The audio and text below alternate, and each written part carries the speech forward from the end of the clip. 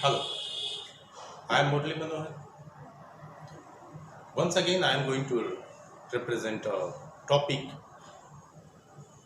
and my today's topic is public and private IP address.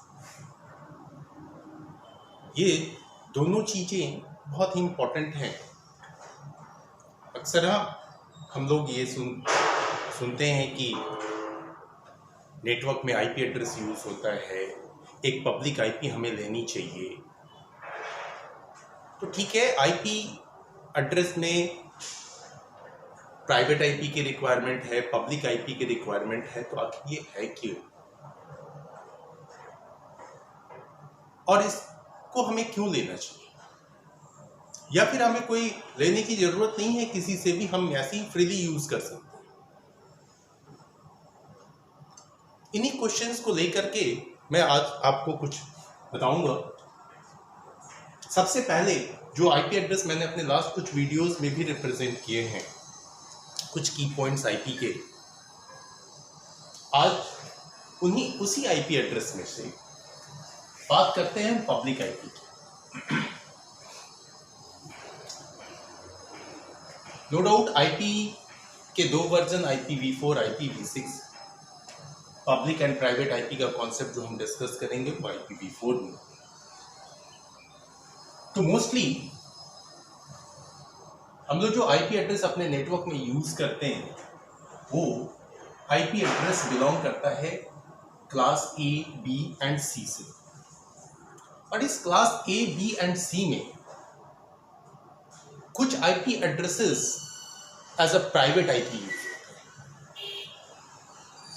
और कुछ public और कुछ रिजर्व। तो सबसे पहले मैं आपको कुछ प्राइवेट IP एड्रेसेस जो क्लास A, B, C में डिफाइंड हैं उनको डिस्कस करें।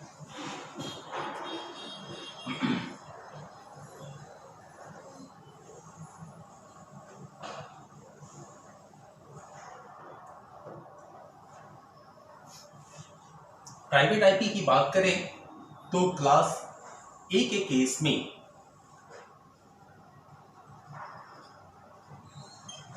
टेन सीरीज की जो IP है, 10 कंप्लीट,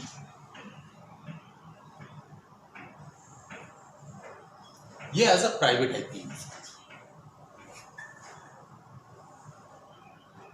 क्लास B के केस में 172.16.0.0 से लेके 172.31.255.255 और क्लास C के केस में 192.168.0.0 से लेकर 192.168.255.255। ये फिक्स्ड रेंज है। ये फिक्स्ड रेंज ही as a private IP address use होंगे, बट हम इनका इस्तेमाल कहाँ करेंगे? तो डेवलपर्स टीम ने कुछ IP एड्रेसेस के रेंज हमें दिए जो कोई भी पर्सन अपने नेटवर्क में इस्तेमाल कर सकता है और इसके लिए उसके किसी की भी परमिशन की रिक्वायरमेंट नहीं है।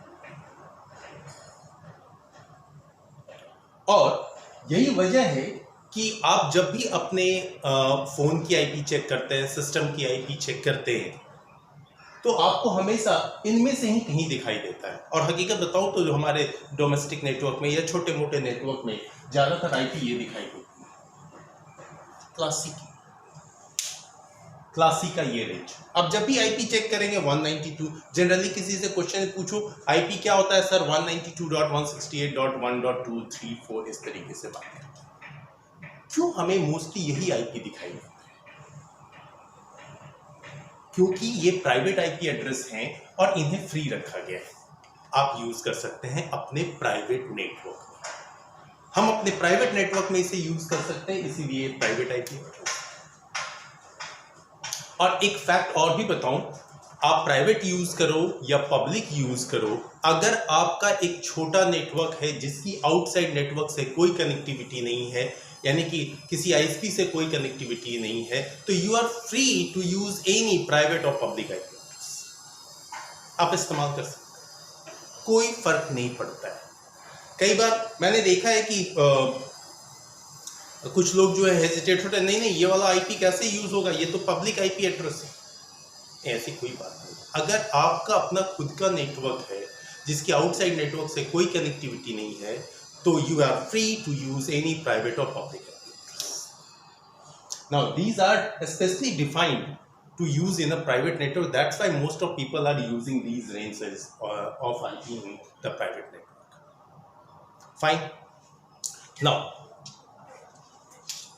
there is one more concept of reserved IP address for specific reasons. Now, reserved IP address. In this case, class A 0 series is completely reserved for default routing.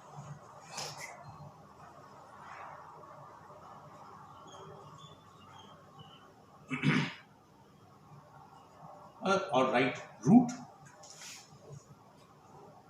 Similarly, in class A 127.0.0.1 means complete 127 series reserved for loopback IP.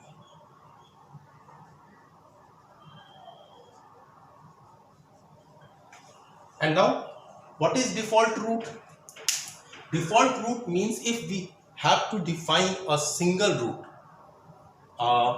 from our local network to ISP, in that case we use this range of IP. Suppose we have to test any service, then we can check check the service with this IP 127.0.0.1. That's why it is known as loopback test. And one more thing, in class B 169.254.0.x.y means this is the complete range reserved for APIPA. APIPA, I'm just giving brief introduction of all these. APIPA means automatic private IP address. Suppose any device is trying to get IP from any other device, or directly you can say from DHCP, and that device is not able to get an IP address. वो device IP address नहीं ले पा रहा है, तो वैसे case में वो खुद से एक आईपी असाइन कर लेता है, वो इस रेंज का होता है। तो इस तरीके से हम देख रहे हैं कि क्लास ए बी सी में कुछ प्राइवेट आईपी एड्रेसेस हैं जो प्राइवेट नेटवर्क में फ्रीली यूज होंगे, एंड कुछ रिजर्व्ड आईपी एड्रेस है जिनके कुछ स्पेसिफिक पर्पस हैं। अब बात करते हैं हम पब्लिक आईपी की। अब अगर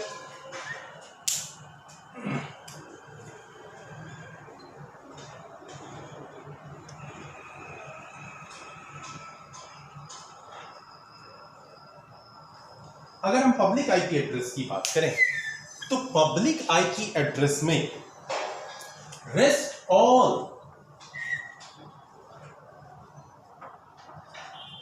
all IP addresses of class A, B and C are public.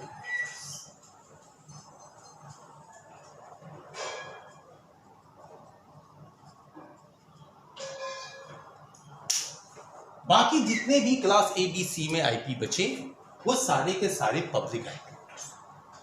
अब बात आती है ये जो पब्लिक आईपी एड्रेसेस हैं इनका क्या इस्तेमाल है।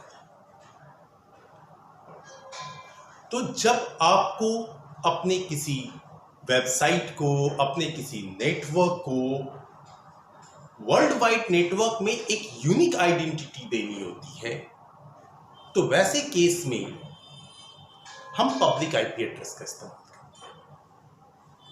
और पब्लिक नेटवर्क में यूनिक आइडेंटिटी के लिए ये पब्लिक आईपी एड्रेस आपको रिजर्व करवाना होता है, अपने लिए रजिस्टर्ड करवाना होता है। जो आपकी कंपनी कंपनी के वेबसाइट को यूनिकली रिप्रेजेंट करती है पब्लिक नेटवर्क में। That's why it is known as a public IP address, जो पब्लिकली सबके लिए रीचेबल है। कोई भी उस आईपी के हेल्प से आपके नेटवर्क तक पहुंच सकता है। यानी कि फॉर एग्जांपल आपकी एबीसी कोई कंपनी है, उस कंपनी का आपने कोई वेबसाइट डेवलप करवाया और उस वेबसाइट का जो वेब पेज है आप नो डाउट चाहेंगे कि इंटरनेट के थ्रू सारे लोग उसे एक्सेस करें, तो that website, that web page should have a unique IP address by which any user can hit your website. तो रेस्ट जितने भी आईपी एड्रेसेस हैं वो सारे के सारे पब्लिक आईपी एड्रेस होंगे। अब अगर हमारे पास में एक भी पब्लिक आईपी एड्रेस है तो उसके हेल्प से हम नेटवर्क के सारे नोड को पब्लिक नेटवर्क पे कम्युनिकेट करवा सकते हैं। यानी कि अपने प्राइवेट नेटवर्क के नोड यानी कि कोई भी कंप्यूटर, प्रिंटर, कोई भी डिवाइस जो आपके नेटवर्क में, उसको आप पब्लिक नेटवर्क पे कम्युनिकेट करवा सकते हैं। This is the concept of public and private, and मैंने साथ में रिजर्व्ड आईपी एड्रेस का भी कॉन्सेप्ट डाला है। अब मेरे ख्याल से आपको समझ में आ रहा हो कि आखिर क्यों पब्लिक आईपी का, प्राइवेट आईपी का और रिजर्व्ड आईपी का कॉन्सेप्ट है। Fine, thanks for today. In next video I will explain some different topic. Thank you very much. Thank you.